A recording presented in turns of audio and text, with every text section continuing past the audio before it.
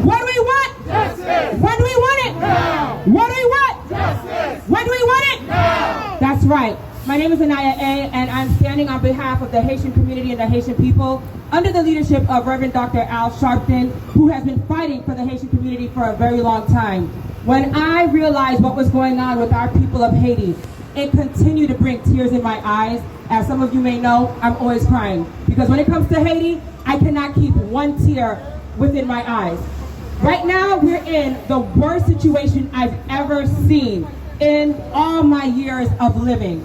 I used to be able to go to Haiti frequently as a young girl. We would eat the mangoes under the trees. We would spend time at the beaches. We would go and visit our family all throughout Port-au-Prince and beyond. Presently, none of us can enter the country. Right now, we have to make a difference and we have to be heard. I am working with all of you so that we can work together to stop the rapings of the young sisters. Every time we turn on our phones, there's another dead body that lies in the trash. Every time we turn on our phones, we are hearing the cries of the mothers, the sisters, the brothers, the totos, the comes. It needs to stop. When we are silent, that means there is all sorts of injustice happening and nobody cares.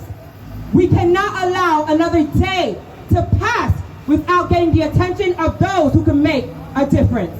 So I'm so happy to be standing back here with you, Mr. Kenny Altador, and the rest of our community here, as we continue to march forward, Ms. Rebecca, Dr. Ayulis, and all those other great people that have been fighting for so long. There's so many. Mercedes Narcisse, thank you so much for the work that you continue to do. Thank you so much for never giving up on Haiti. Thank you for standing up and saying what others are afraid to say.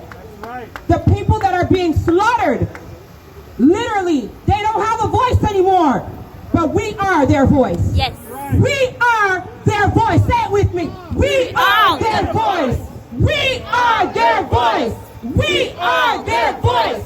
And when we take that full responsibility, and we know that their blood is on our hands, we cannot be silent. So to Gregory Meeks, we know you're up there listening. To Mr. Jeffries. Matter of fact, let me just close with this. Before the pandemic, as many of you know, I'm in the media and things of that nature under Reverend Al Sharpton, etc. Before the pandemic, I stood up at a press conference on the steps of City Hall with the biggest feminist leader of our time, Gloria Steinem. I had no idea when I was going through the troubles I was going through as a black Haitian young woman, where somebody tried to kill me in my own apartment in the Bronx, that approximately 3 years later, I would be doing this work. I was very comfortable. I had it going on. I have businesses. But when a gun is in your face, and when you have to flee for your own life, and no police officers help you, the community leaves you stranded, you have to seek help. But I have a voice still. And right before the pandemic, with the friends that I have, Jane Manning of the Women Equals Rights Project, and Gloria Steinem, and so many others,